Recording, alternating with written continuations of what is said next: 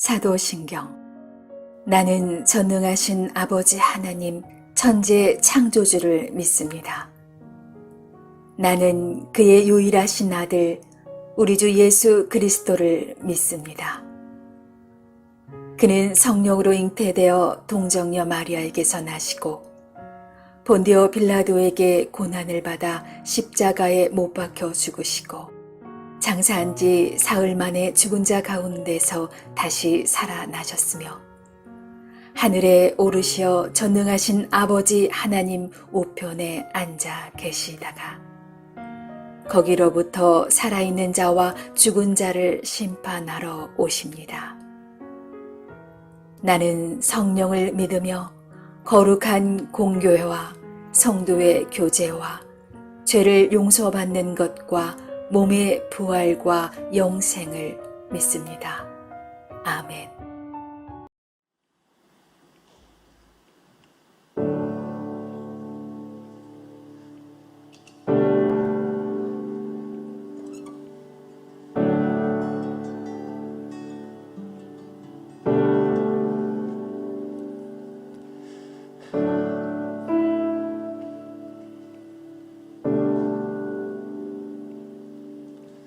내게 있는 양육옥탑 주께 가져와 그 발 위에 입 맞추고 깨드립니다.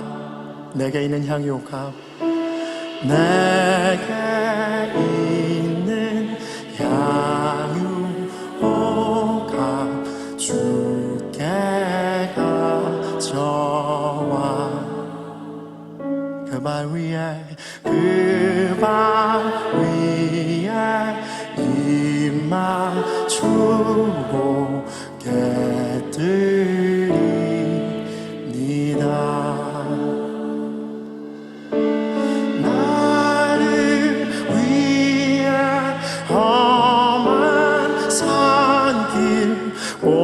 오르신 그 발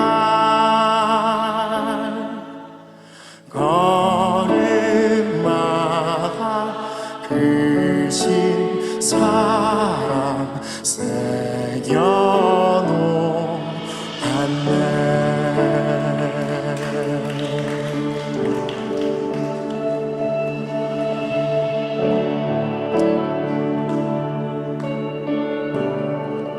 새겨놓았네. 함께 내게 있는 향유옥합 내게 있는 양육옥합 주께 가져와 이 시간 그 발 위에 입 맞추고 깨드립니다.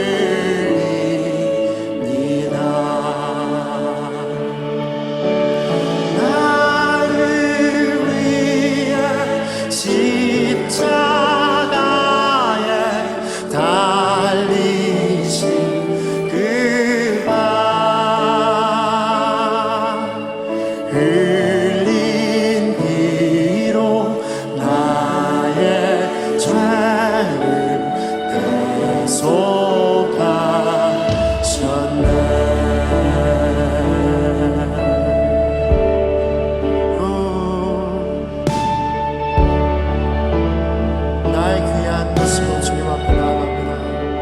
내게 있는 향유옥합 내게 있는 이 시간 사랑하는 그 발 위에 입 맞추고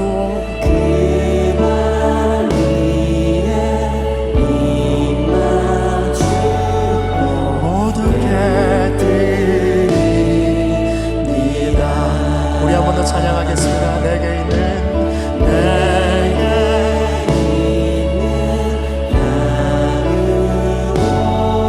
이 시간 손에 줄게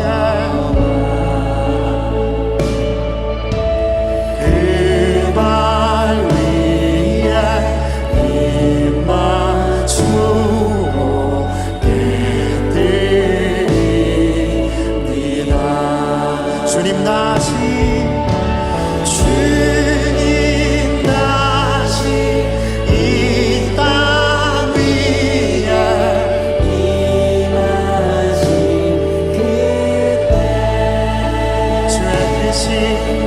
주의 크신 사랑으로 날 받아주소서. 주님 다시 땅 위에 주님 다시 이 땅 위에 마라나타 오시어서 오시옵소서. 주의 크신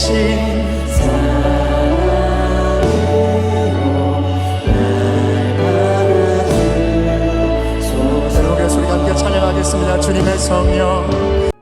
또 비유를 들어 이르시되 천국은 마치 사람이 자기 밭에 갖다 심은 겨자씨 하늘 같으니 이는 모든 씨보다 작은 것이로되 자란 후에는 풀보다 커서 나무가 되매 공중의 새들이 와서 그 가지에 깃들이느니라. 천국은 마치 여자가 가루 서말 속에 갖다 넣어 전부 부풀게 한 누룩과 같으니라. 예수께서 이 모든 것을 무리에게 비유로 말씀하시고 비유가 아니면 아무것도 말씀하지 아니하셨으니 이는 선지자를 통하여 말씀하신 바 내가 입을 열어 비유로 말하고 창세부터 감추인 것들을 드러내리라 함을 이루려 하심이라. 이에 예수께서 무리를 떠나사 집에 들어가시니 제자들이 나와 이르되 밭의 가라지의 비유를 우리에게 설명하여 주소서. 좋은 씨를 뿌리는 이는 인자요 밭은 세상이요 좋은 씨는 천국의 아들들이요 가라지는 악한 자의 아들들이요 가라지를 뿌리는 원수는 마귀요 추수 때는 세상 끝이요 추수꾼은 천사들이니 그런즉 가라지를 거두어 불에 사르는 것 같이 세상 끝에도 그러하리라. 인자가 그 천사들을 보내리니 그들이 그 나라에서 모든 넘어지게 하는 것과 또 불법을 행하는 자들을 거두어내어 풀무불에 던져 넣으리니 거기서 울며 이를 갈게 되리라. 그때 의인들은 자기 아버지 나라에서 해와 같이 빛나리라. 귀 있는 자는 들으라.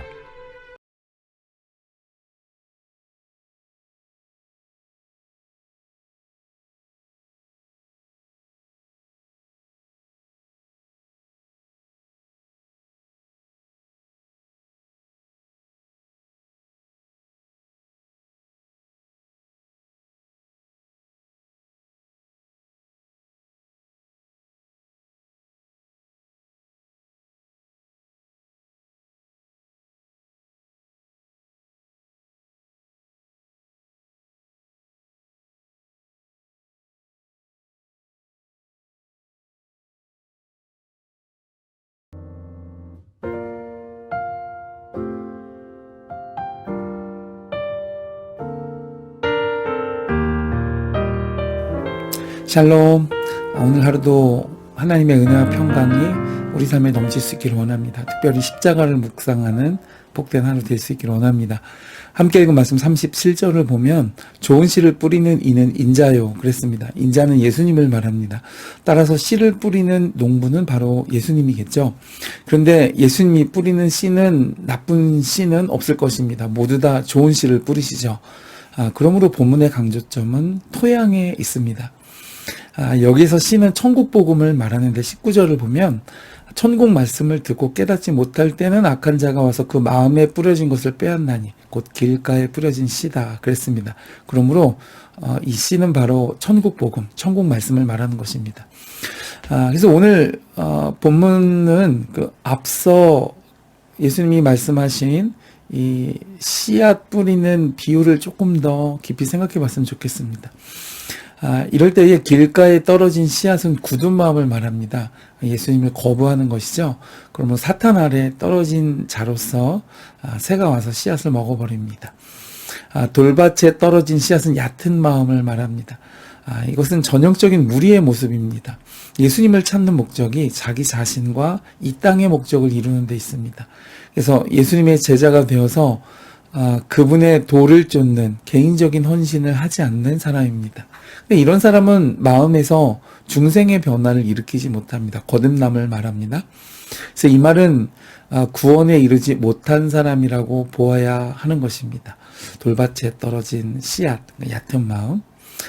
세 번째는 이 가시떨기에 떨어진 씨앗을 말씀했는데 이것은 막힌 마음입니다. 22절을 보면 이 가시에서 이 세상 염려 그리고 재물 염려 이것 때문에 말씀이 막혔다라고 말씀했는데 이런 사람은 구원에 이를 수 있을까요?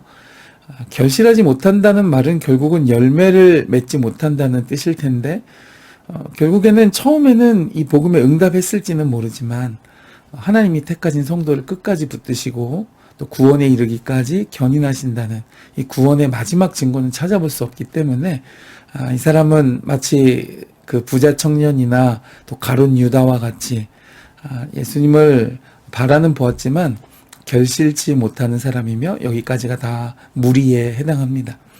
마지막으로 옥토로 대변되는 이들이 참된 제자인데 이 사람이 하나님 나라에 적합한 사람입니다. 이 비유를 듣고 예수님의 천국 복음 말씀을 듣고 깨닫고 돌이켜서 열매를 맺는 사람, 예수님의 말씀을 보고 듣고 깨달아 하나님의 위대한 사랑과 그 영원한 나라를 믿음의 눈으로 바라보고 소망하는 사람인 것이죠.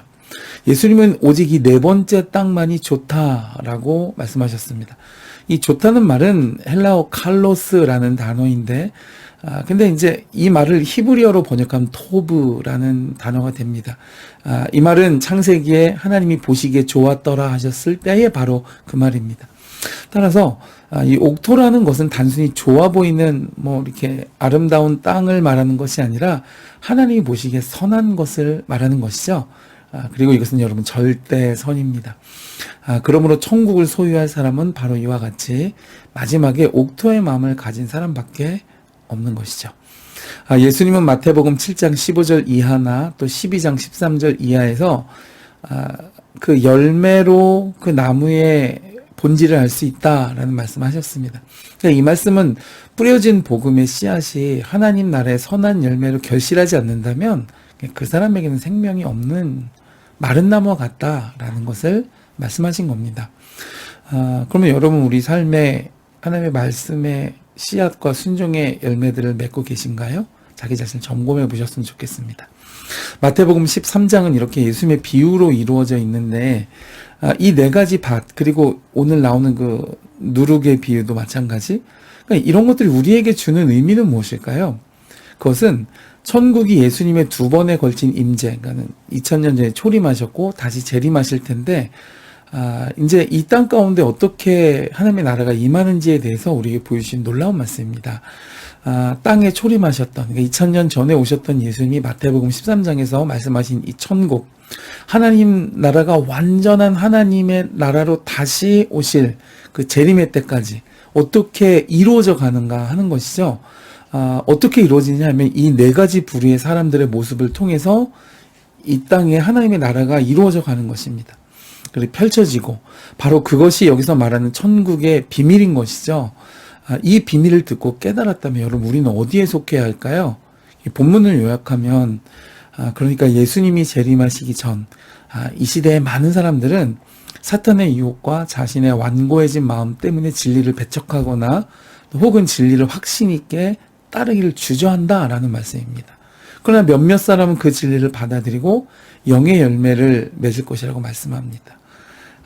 5장부터 계속해서 제자에게 천국의 삶과 하나님 나라에 합당한 삶을 예수님이 가르쳐주고 계신데 복음의 씨앗의 말씀을 듣고도 여러분 이것에 전심전력하지 아니하고 마치 가시떨기에 떨어진 씨앗처럼 한 주인이 두 주인을 섬길 수 없다 그랬는데 한 사람이 두 주인을 섬길 수 없다 그랬는데 자꾸만 세상적 가치로 저울질하면서 주의 뜻 가운데로 나아가지 않는다면 어떻게 되겠습니까?